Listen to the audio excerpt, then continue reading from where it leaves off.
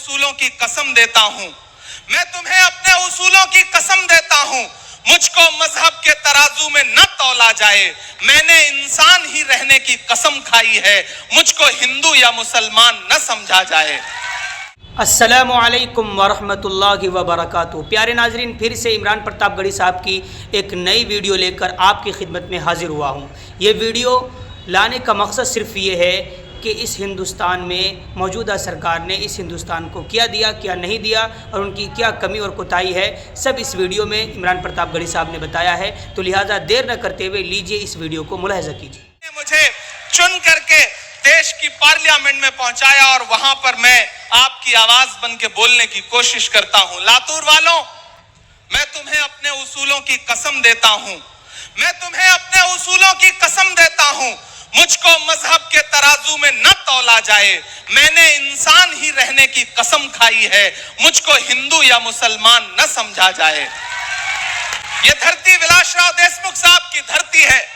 स्वर्गीय विलासराव देशमुख साहब, चांद तारे बुझ गए, सूरज सवाली हो गया, एक तेरे जाने से सारा शहर खाली हो गया।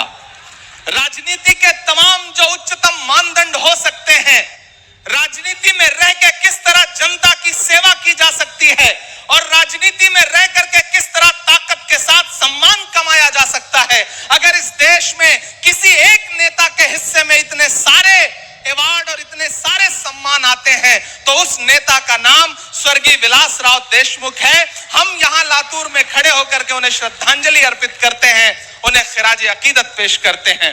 हम आपके तीसरे जो प्रत्याशी हैं उनका भाषण सुन रहा था मैं, आपके अभय शांखुले साहब, मराठी भाषा में इतना शानदार उद्बोधन, शानदार वक्तव्य बहुत कम सुनने को मिलता है। एक बार जोरदार ताली आप उनके लिए भी बजाएं।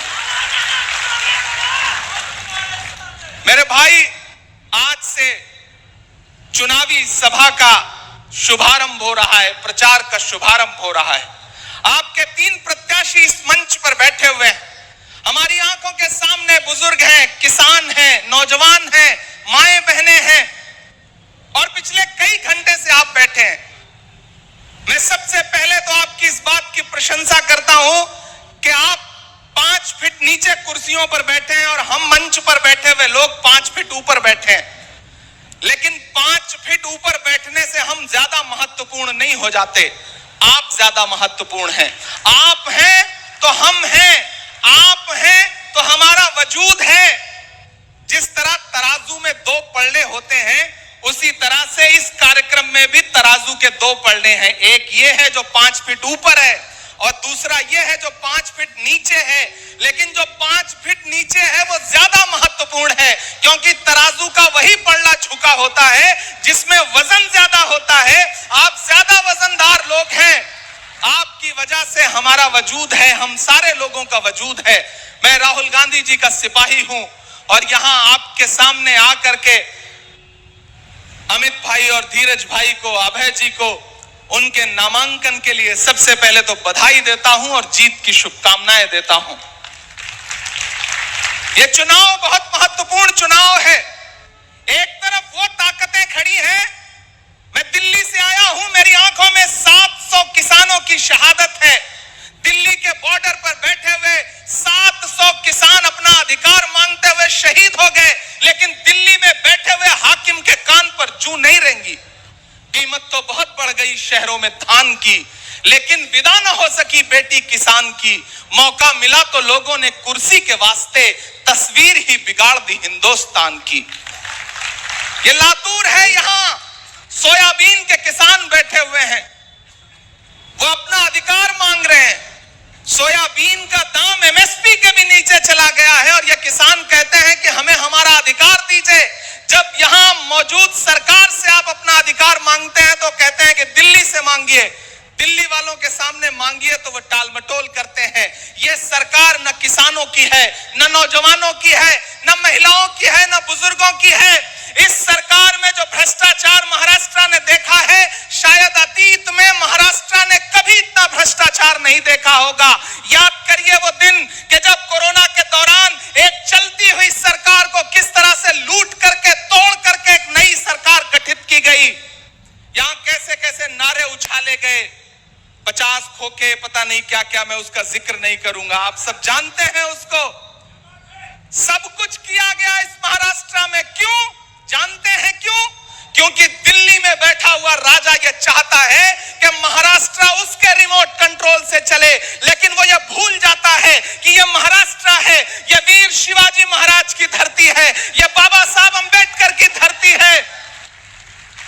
इस महाराष्ट्र को महाराष्ट्र के लोग चलाएंगे, दिल्ली में बैठा हुआ कोई हाकिम किसी रिमोट कंट्रोल से नहीं चला सकता है। महाराष्ट्र आंदोलन की भूमि है। महाराष्ट्र न जाने कितनी ऐसी आंधियों को झेल चुका है, बारंबार झेल चुका है। मेरे भाई, मैं आपके सामने ज्यादा समय नहीं लूंगा, अभी कई वक्ताओं को आपको सुनना है। मैं बस आपसे यह कहने आया हूं कि अमित भाई और धीरज भाई और अभय जी, तीनों को लेकर के कांग्रेस पार्टी ने अपना नुमाइंदा बना करके आपके बीच में भेजा है। और सिर्फ कांग्रेस पार्टी ने नहीं, बल्कि महाविकास आघाड़ी ने अपना नुमाइंदा बना के भेजा है। यहां शिवसेना उद्धव साहब ठाकरे के गुट के तमाम साथी बैठे हैं, एनसीपी के तमाम साथी बैठे हैं, शरद पवार साहब के लोग यहां बैठे हैं, हम सबका स्वागत करते हैं। यहां हमारे कॉमरेड बैठे हैं, हम उनका भी स्वागत करते हैं। एक चीज ध्यान में रख लीजिए, ये भाजपा की जो सरकार है, न किसानों की है न नौजवानों की है। याद करिए इनके जितने नारे, इनका पहला नारा याद करिए, बेटी बचाओ बेटी पढ़ाओ, याद है वो नारा?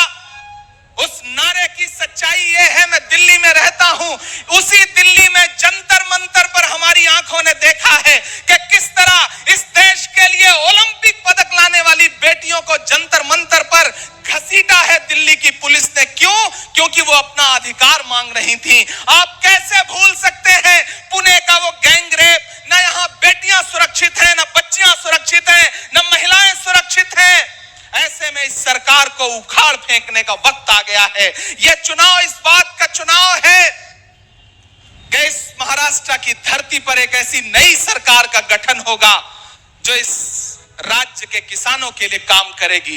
यहां मेरी आंखों के सामने नई नस्लें खड़ी हैं। याद करिए प्रधानमंत्री जी का वादा, 2 करोड़ नौकरियां देने का वादा, याद है वो नौकरियां देने का वादा? क्या हुआ?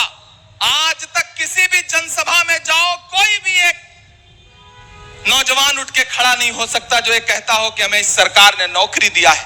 लेकिन आप जब इनके वादे याद दिलाओ तो कहते हैं कि बताओ कांग्रेस वालों, तुमने 70 साल में किया क्या है, बनाया क्या है? एक दिन प्रधानमंत्री जी पार्लियामेंट में खड़े होकर के भाषण दे रहे थे, बताओ कांग्रेस वालों 70 साल में क्या बनाया है।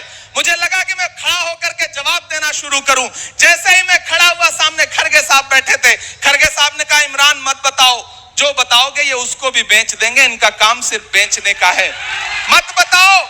ये भाजपा के लोग कहते हैं कांग्रेस वालों 70 साल में क्या किया है, 70 साल का हिसाब दो। मैं लातूर में खड़ा होकर कह रहा हूं, अरे भाजपा के लोगों, जो सरकार अपना चलाया हुआ 2000 का नोट 7 साल नहीं चला सकी, वो हमसे 70 साल का हिसाब मांगती है। ये झूठे लोग हैं,